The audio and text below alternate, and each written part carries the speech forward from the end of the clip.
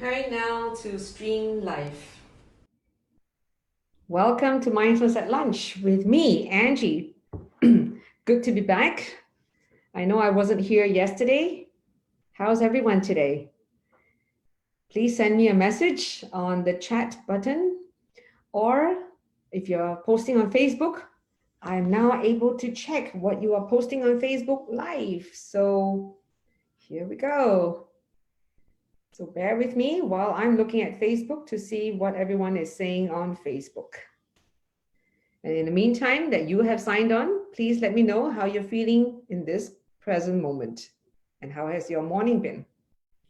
Yes, there's one comment on Facebook that says, hello. Yes, thank you, Jan. Hello too. And a few of you have posted here. Good to see you. Feeling okay? Great. Another one is looking forward to the session every day. Wonderful. And now another comment has come in. For now, I'm happy to see you online. And a good afternoon. I'm happy as well to be back today. So yesterday I was at NUS teaching their students, and it's really nice to connect up with the students, seeing their optimism, also sometimes their fears and their concerns about the future. So it really is a contrast between us already being the workforce, have lived tens of years, been working for 30 years, some of you have been working 20 years, 10 years. And for them is in anticipation of what it's going to be like when they step into the workforce, as they're now preparing themselves with a very good education at NUS. So another round of changes since we last met. And it seems to be happening usually on a Tuesday, and I feel it, or I notice it, because when I'm at NUS, I need to call back to the office to have all the conference calls and to figure out what is the impact of all the new restrictions that are being introduced. So it probably is going to be a weekly affair, and changes are not going to stop. So really, now is the time for us to apply mindfulness and to be open to change. So yesterday, if you had tuned in, and if you had not tuned in, you can go onto the Facebook to look at Eric's video, which he read to you, Rumi's Guest House. Every morning, a new arrival. For us, every moment is a new arrival. So whether it's a joy, sadness, sorrow, depression, welcome them all, laughing at the door. And that's what we're going to have to do, because we just don't know what comes our way. And we don't know what's going to happen tomorrow. In fact, none of us can be certain that we are here tomorrow. This is the only moment that we can be certain of, because we're still alive. We have no idea if we go to sleep tonight that we will wake up tomorrow. And also our loved ones, whether they'll still be here tomorrow. So treasure, appreciate every moment we have, and make ourselves relevant and useful, not just at work, but also with our family and friends, that when we reach out to them, we offer a word of kindness, that we do something that is positive, that they would welcome, not what we feel like doing, but what is it that they need that we can do. So for example, my son is back on stay-home notice, and I have to ask him, would you like some ice cream? Would you like some juice? What would you like to eat? Instead of what I think he needs to eat, because after all, he's an adult now. So asking is important, because that's the way we find out what somebody needs, and we fulfill the need, instead of us imposing what we think other people should want or should do or should eat or should drink. So when I talk to the students, it is very revealing that many of them do not share with their parents, because they find the parents start to give so many advice, start to judge them, and start to talk to them like they should just listen. So the students start to clamp up. They rather not say much to the parents, because the parents have too many comments, or worse, get into an argument with them about what they should be doing, what they should be thinking, and what their views should be instead of the views that they expressed. So, as parents, is to be open, to be a good listener and not judge. Many of us who've got grown up kids or growing up kids, especially they're teenagers, listen, allow them to express themselves. Let them discover, even if what they think may not be right. Because sometimes what we think is also not right. So we can learn from them as to how their thought process is evolving, what's influencing them, what is causing the change in how they think. And this is the way we can understand them better, instead of imposing our views on them. And some of them have expressed that it really troubles them when their parents are arguing. So it's really important that we don't argue. So even if you're split up with your spouse, there's no need to argue. Discuss.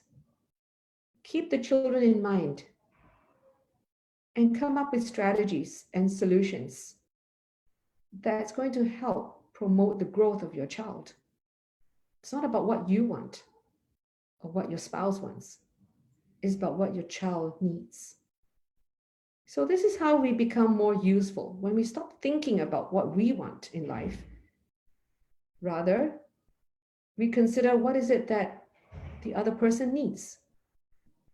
And with that sensitivity, we become more useful.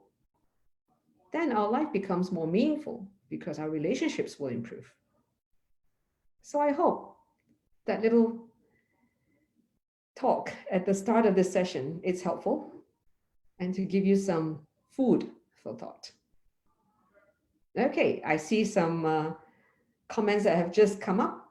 So I'm going to now first conduct a mindfulness session, and then I'm going to refer to some of your comments that have come through, both on Facebook as well as on Zoom.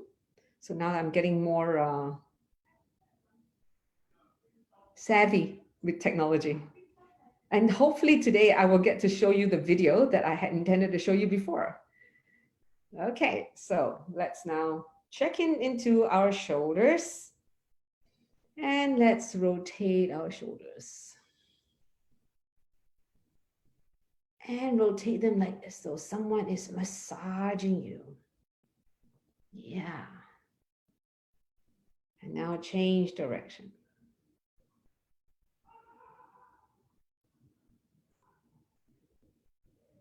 Super. Okay, how do your shoulders feel? Just wriggle them a bit. If they're tight, it's a barometer that basically indicates you're very stressed. If they're pretty relaxed like mine, nah, not stressed. Okay, and now the neck, just turn to the right, to the left, to the right, and to the left. So drop your ear to the shoulder, feel the stretch on the other side of your neck, and slowly rotate.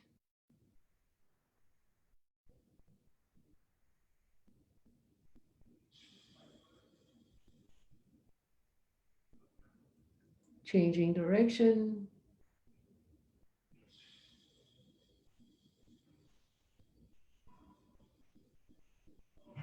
And coming back to the center.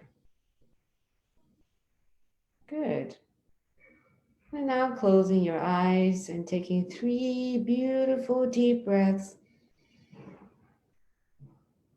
Wow, we can breathe.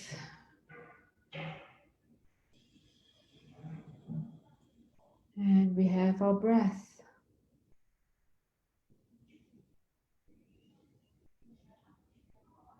That means we have time, we have life. And we can make good use of our time by being useful to others, to be of service.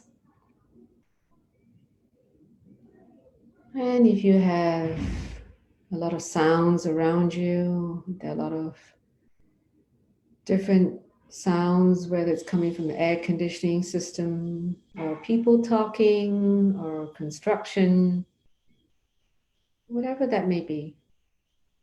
Just welcome all the sounds. Like in the poetry by Rumi, The Guest House, welcome them all, laughing at the door. So, without any judgments on the sounds, we can welcome all these sounds and make peace with them.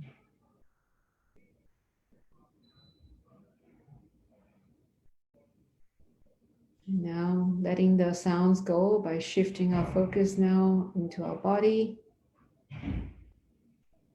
and noticing whatever emotions, feelings, sensations in the body, whether it's anxiety, fear, sadness, anger, annoyance, irritation, whatever. Welcome them all, even if it's depression. And then dropping into our body, starting with our chest area, because our chest area is where it usually records the emotion with the sensation of tightness across our chest or a certain part of our chest. It could even be the shoulder, the neck, the back.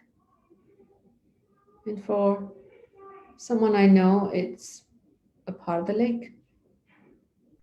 So place your hand on wherever you feel that tightness.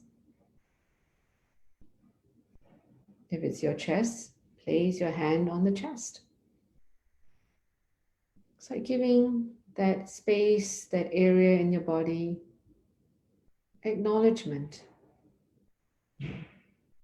Acknowledgement of the tightness, where the stress is.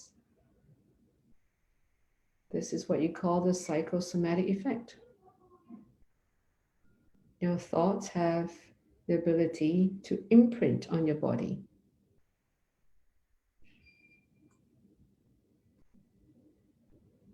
So feel with your hand on it what that sensation is. Is it just tightness or is it knotted? Is it tingling? And just breathe into it.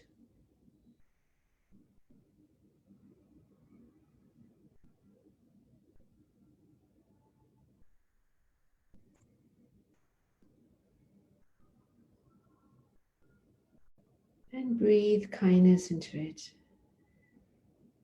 And what is kindness? It's care. A sense of care that you're giving to your body. You only have one body. You have the responsibility to look after it.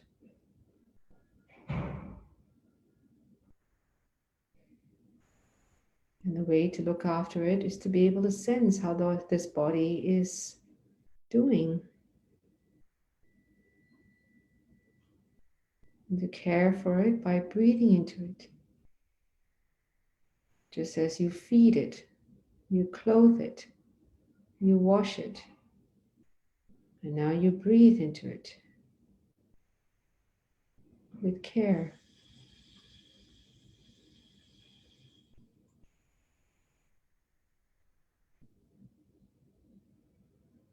And you can always change where you place your hand. If you feel another part of your body with any tightness or tension, place your hand on that part of the body. So I'm going to switch over to my arm, where I usually feel the tension, the tightness.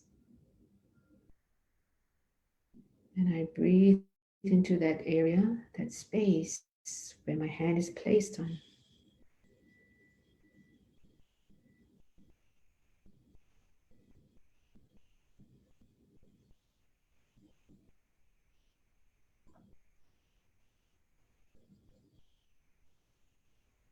And notice how the sensations where your hand is placed on, as you breathe into it, the sensations there change.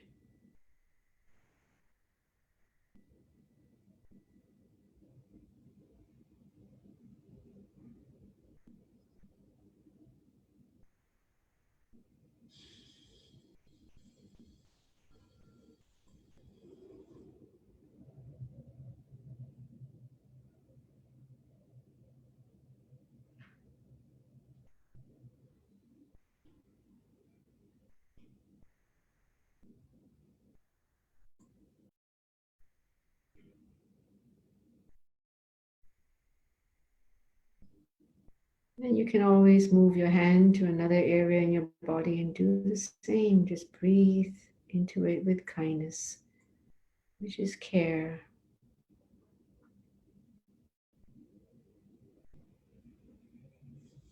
Or you can simply place both your hands on your lap and choose an object to focus on, which can be the breath, a sound, or even the thoughts arising in your mind. You will notice if you're using thoughts that different thoughts come and go. And you're going to be okay with that, as you're not going to entangle yourself with the thoughts. You're just going to watch the thoughts like you are sitting in the audience, and the thoughts are like the actors on the stage.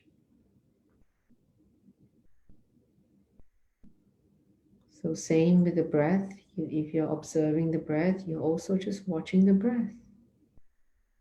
You don't need to do the breathing. The body knows how to breathe.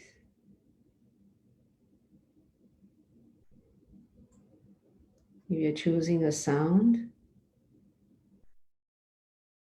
then just listen to the sound. You're not the one creating the sound.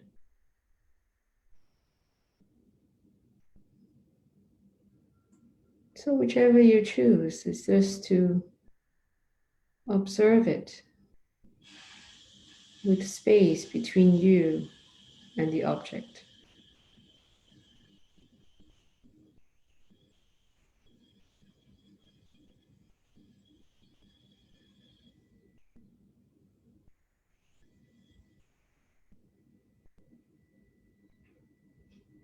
If you are observing your breath and you're suddenly distracted by a sound or a thought, the fact that you notice you've been distracted, that's excellent. And now you can choose to come back to your breath or come back to the sound. Whatever your choice of object is, train your mind to come back to it. And this is how you practice letting go.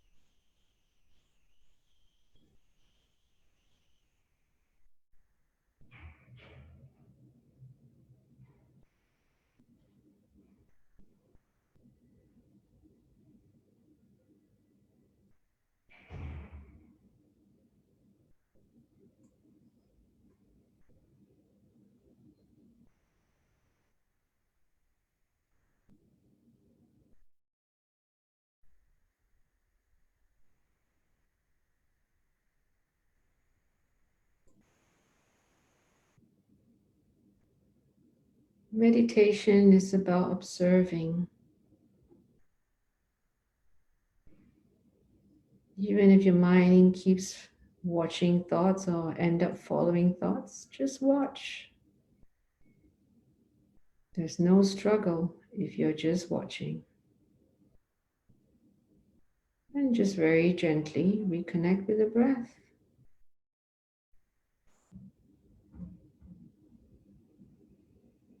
This is not a practice of disciplining your mind or controlling your mind. This is a practice of increasing your awareness. So just be aware. Be aware of the mind, where it goes, where it is.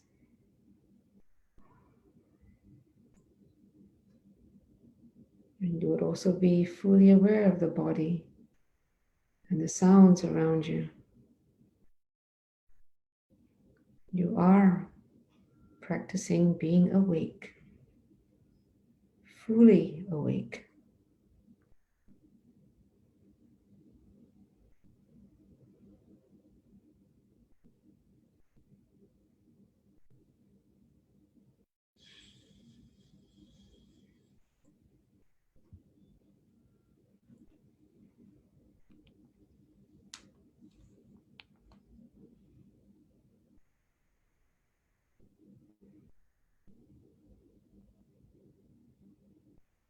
Now I'd like to transition you to doing a self-compassion practice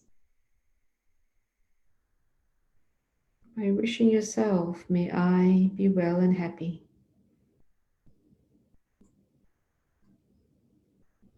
And just keep repeating the phrase, may I be well and happy.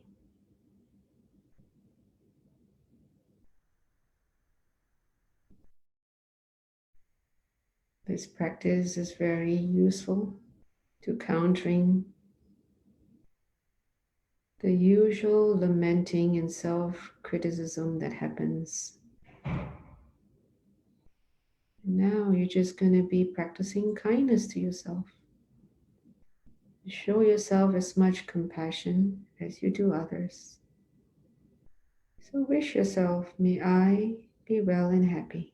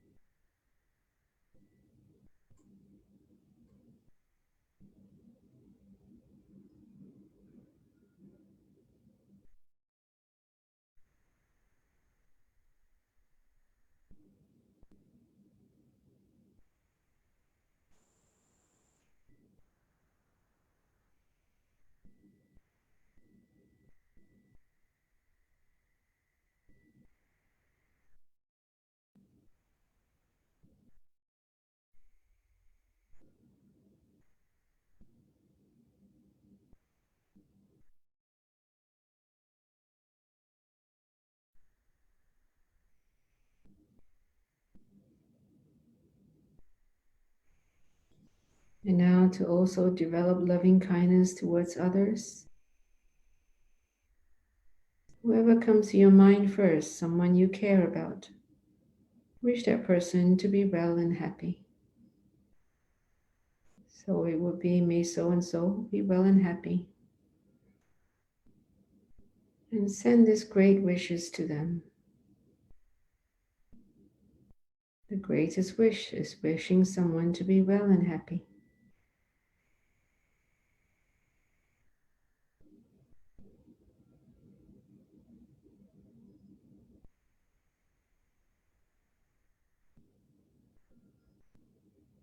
And now think of another person, whoever pops up.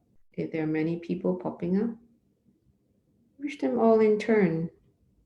May so and so be well and happy. And then change the name and wish them all to be happy.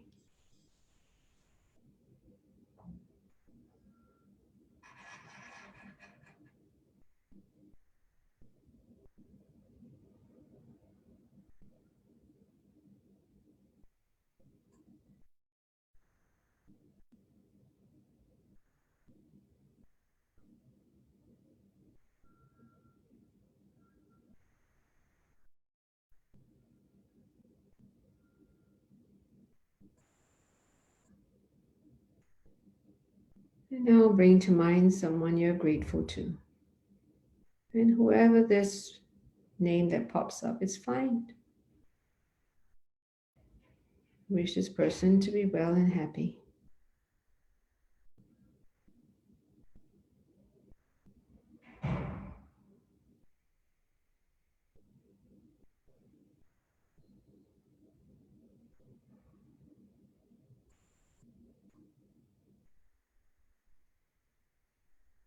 Now think of another person who has helped you, coached you, or mentored you.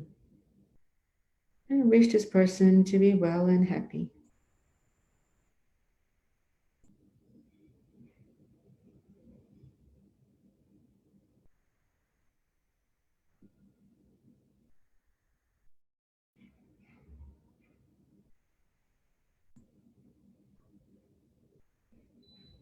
Now let's wish all our colleagues to be well and happy. Because everyone is having to make adjustments. So let's wish all our colleagues to be well and happy.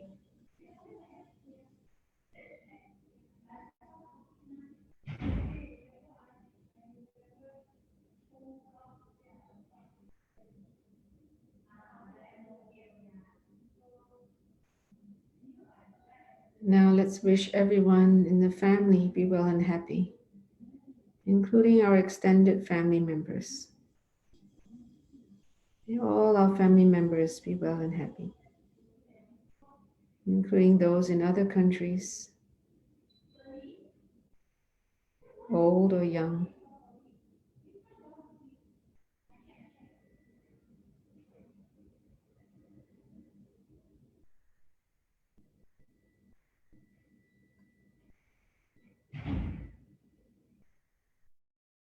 Now let's wish everyone in Singapore to be well and happy.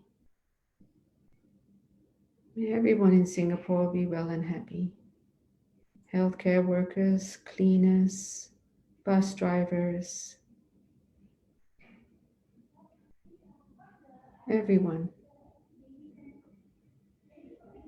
Our domestic helpers.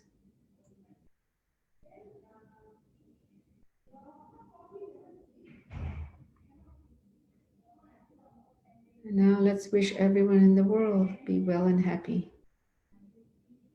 May everyone in the world be well and happy.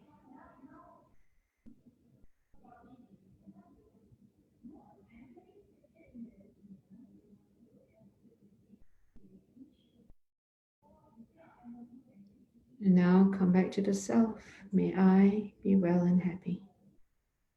May I be well and happy. So say it 3 more times. And open your eyes.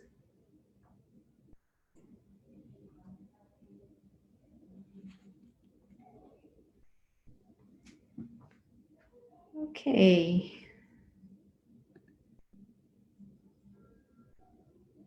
So, how do you feel right now after this practice? So I started with focus attention practice and then moving on to self-compassion and loving kindness. How do you feel now? Look forward to your answers.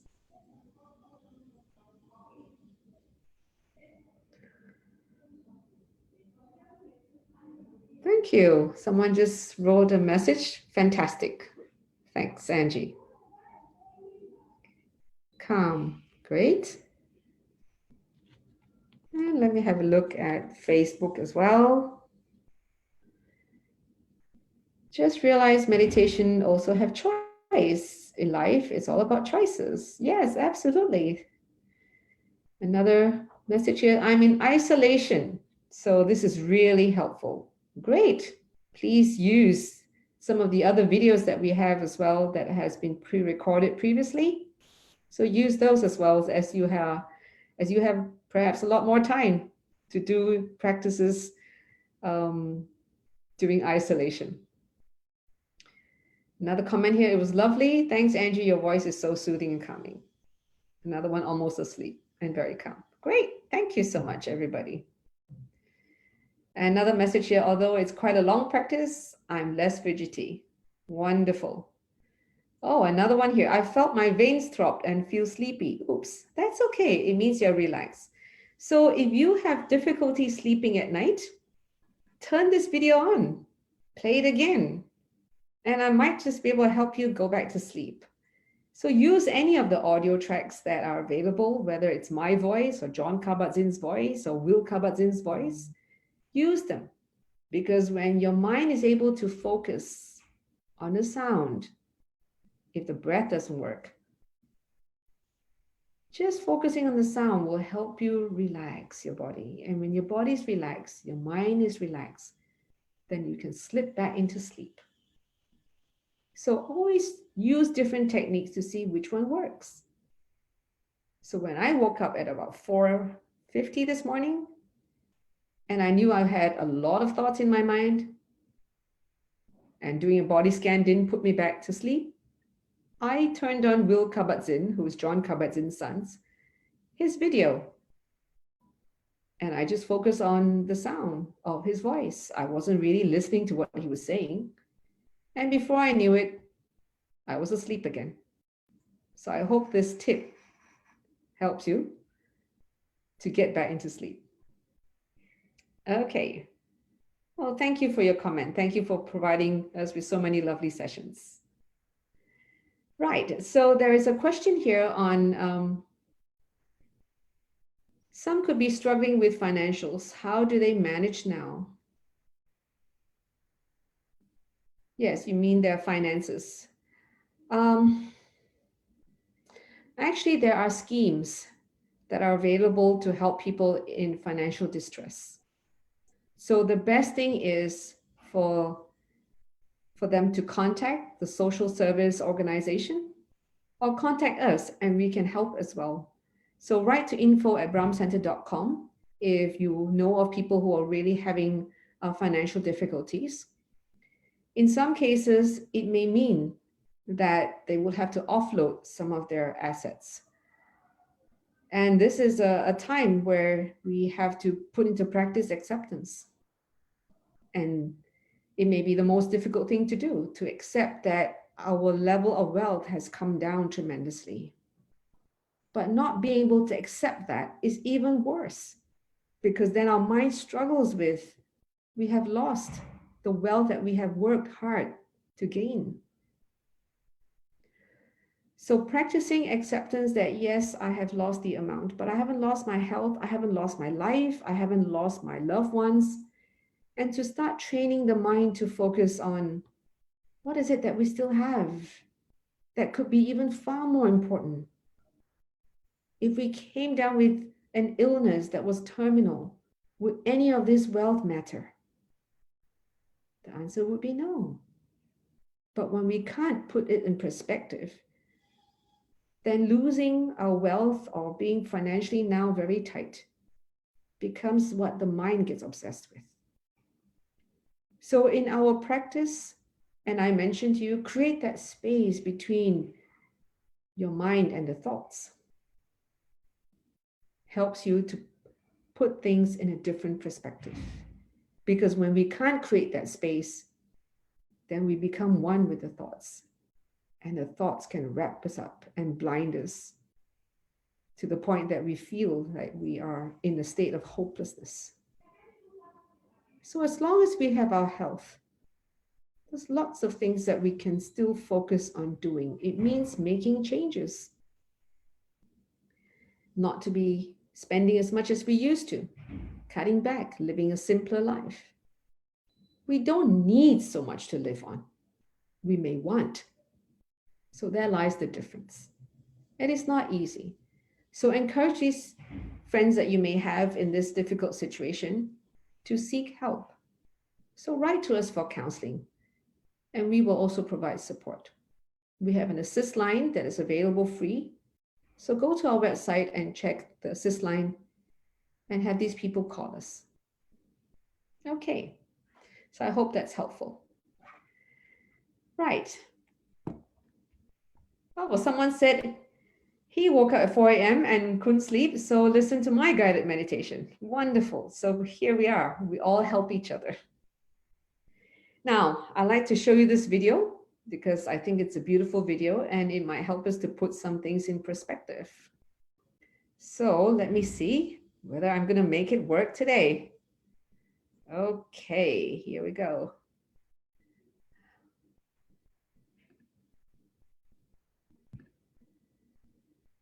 Nope, it is not working. So, sorry. Okay, so now I'm going to talk a bit more about acceptance. Sometimes people say it is really hard to accept what we struggle with. And that, first of all, recognize is all in the mind. That there's an ability to accept something that has happened was really in the past, but plays in our mind over and over again. And this party that's going on in the mind has added judgments. It's not only that we ruminate on what had happened, we're also judging what has happened. We judge the people who are involved. We judge ourselves in it. And that's how we end up being angry with them and staying angry with them, and even sometimes becoming even more angry at them. And then we can also start becoming angry with ourselves. And then sometimes we become angry at ourselves for being angry. And this is the kind of layering that happens. And the struggle is all in the mind. So in this practice, it's about realizing that it is all our thoughts that's creating the chaos in the mind. And that chaos is causing us to have all this emotion that's affecting our body. So in that meditation practice that we do is to create that space between our thoughts and us. Then we start to begin to understand that it's our thoughts that's creating the havoc in our life. And it's not the people that were in the event that has happened. And it's not even the event itself, because that event might have taken place yesterday, last week, last month. So having the awareness helps us to realize that this is the mind that we need to tame.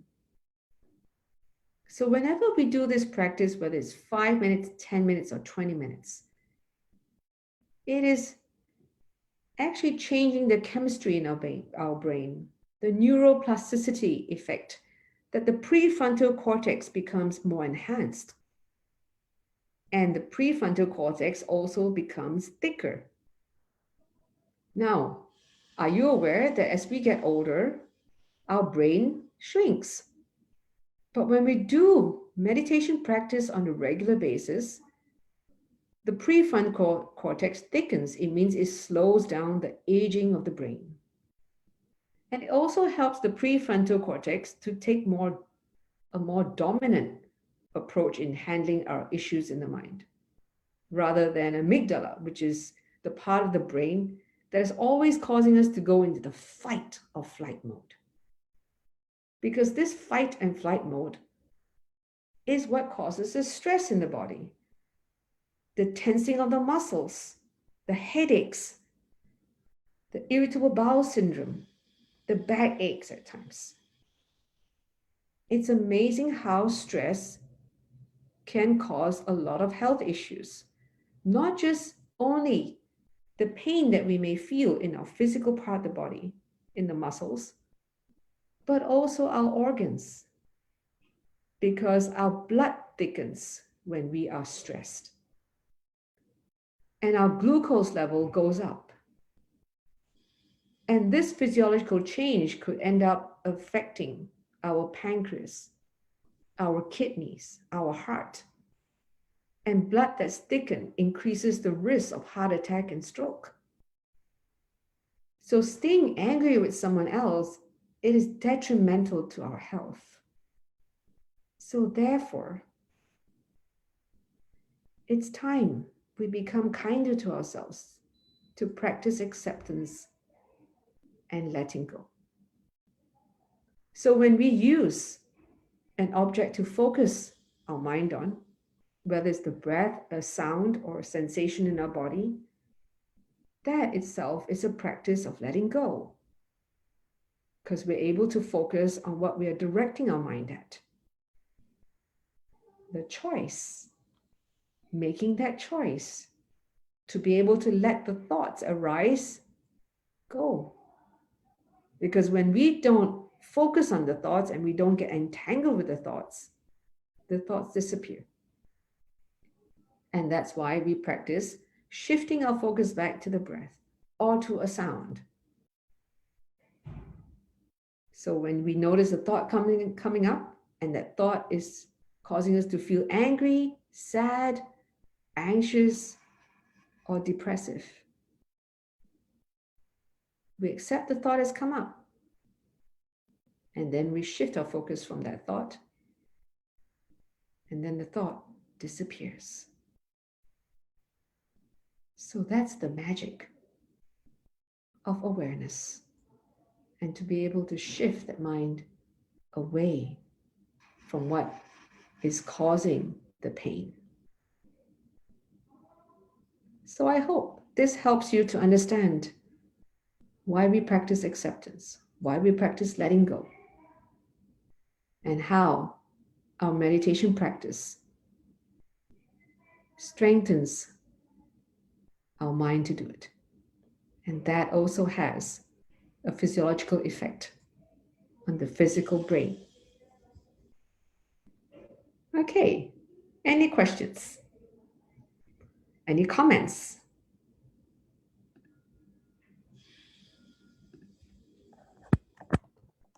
So there are people who are sending me messages privately, so I am answering you privately. I guess it's because you are posing the question, not wanting me to read it out to everybody.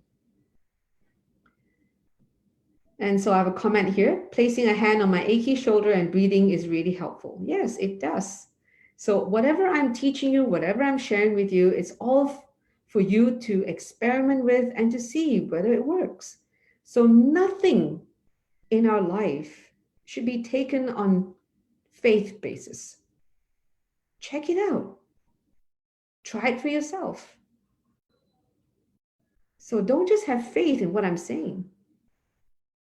Believe it, practice it, follow it, only if you can prove to yourself it's beneficial. And this way you will also not be misguided. You're not going to go to some buddy who claims that they can heal you.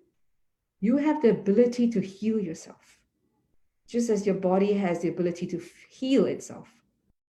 It may need some medication, it may need rest, but the body has the ability to heal. Same with the mind. Your mind has the ability to heal from past traumas, from past unpleasant events. And that's by coming back to the present, accepting the past as it was, letting go of that past. Then we can keep moving forward. So same with any one of us who may lose a job, may lose our wealth, may even lose a loved one. So come back to the present, accepting that this is the new present. Then we are able to move on. Thank you for the comment. For me, it's easier to accept than letting go. Accepting is the first step. So keep practicing. Another comment here is, thank you, Angie, for explaining the importance of acceptance and letting go. I have a better understanding, besides I've learned from MBSR. This is the importance of continuous learning. Absolutely. What you have learned in MBSR, which is a mindfulness-based stress reduction program, it is only 8 weeks. What I have learned has taken me years. Years of continuous learning, years of continuous practice, and years of continuing discovery. So never stop learning. To master our mind, it's going to take us years, because this mind has a tendency to be like a monkey, jumping everywhere. And this monkey can even be more naughty when there are things that are distracting. So with the awareness that we can tame this monkey mind, and is to accept that that's how our mind is. And with the continuous training, taming, it will settle down. It has, for me, settled down much more than when I first started my mindfulness journey. There's a comment here. I'm glad to have your mindfulness at lunch to look forward to each day. Makes me feel connected and gives me a reset button to pause and review my thoughts and feelings. That's wonderful. And I have two more under Q&A. Yes, this mindfulness at lunch session is open to everyone. In fact, it's offered free. And especially in this period of time, it is really important that all of us practice in order to reset, recenter, and ground ourselves. Because when we are feeling stress or things are overwhelming, it's all in the mind. So when we are able to center ourselves, calm the mind, we'll find that, hey, it's much easier for us to accept all the changes around us. And how long should each session of meditation be? I would suggest that you don't set a time. So whenever you can, take 3 deep breaths, drop into your body, into your breath, and just let your body and mind tell you how long it would like you to just be still, be with your breath. Because this is not yet another thing to achieve. It's not another goal. This is about learning to let go. So even let go of how much time you should be doing this practice. Whether it's just 3 breaths, whether it's a minute, 5 minutes, 10 minutes, half an hour. Just let things happen naturally. So I hope that answers your question. Thank you for that very good question. Because a lot of times people feel that, oh, should I be doing for 5 minutes or 10 minutes? Do it as long as your body and mind are comfortable. And if you feel restless, open your eyes. And then you can start again later. And better still, if you can investigate what is causing the restlessness. A lot of times it's your mind. Your mind going, when is it going to end? I have lots of things to do. I should get on to do the next thing. Oh, I have things to plan. Notice it is the mind that creates the restlessness.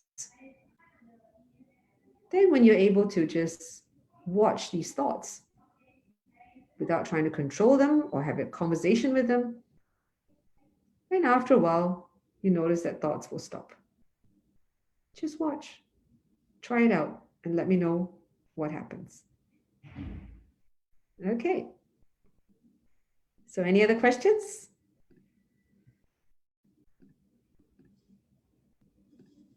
If not, there is no need to prolong something.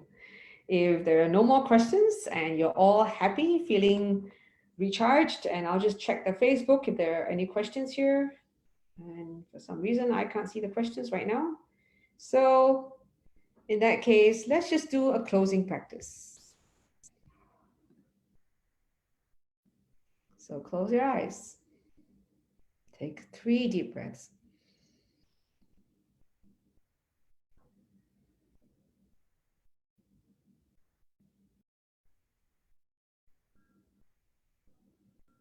And now say 3 times, may I be well and happy.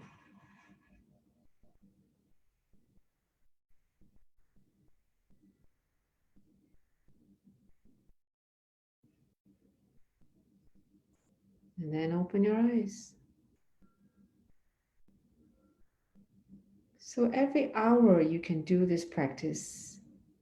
Just stop, do 3 deep breaths, and say 3 times, may I be well and happy. So it doesn't have to be long. And when you are able to do this on an hourly basis, maybe set it into your watch or your calendar. And then when you go home, you can do the longer practices.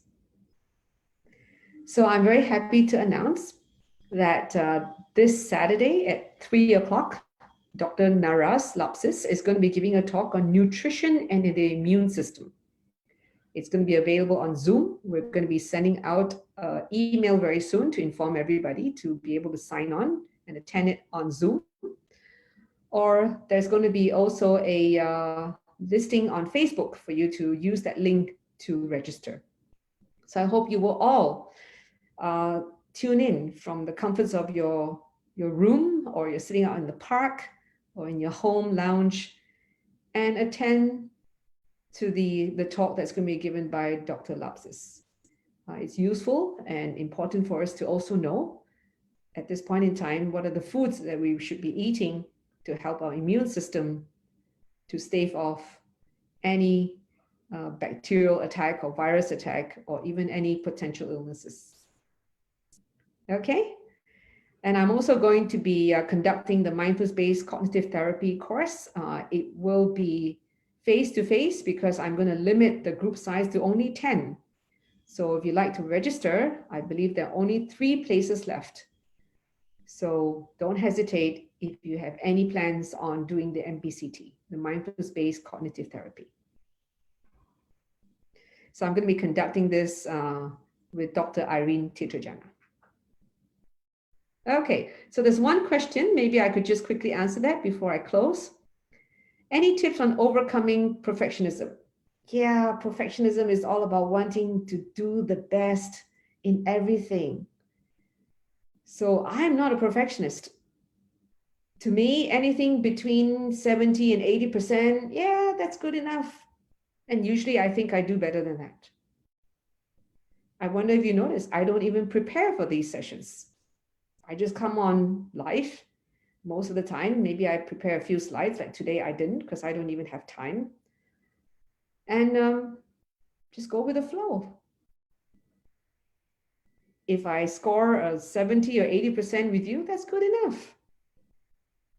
If I aim for perfection, then I'll be so stressed. So whatever you do, set a lower target for yourself.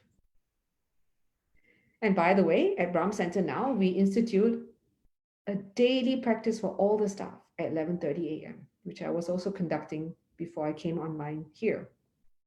So I urge you at your office, if you have a team, do it with a team. And you can access any of the audio tracks available on Brahm Center website or any other website or apps. It is really good just to be able to pause. At Brahm Center, we do it for half an hour, and we provide each other with updates. For you, you may do it for 5-10 minutes. Something is better than nothing. So focus on whatever you can do, no matter how small. Something is better than nothing. Okay, so with that, have a lovely day ahead of you. Keep your smile on. After all, if you're well and you're healthy, that's what matters the most. Thank you, everyone. See ya. Bye. See you tomorrow.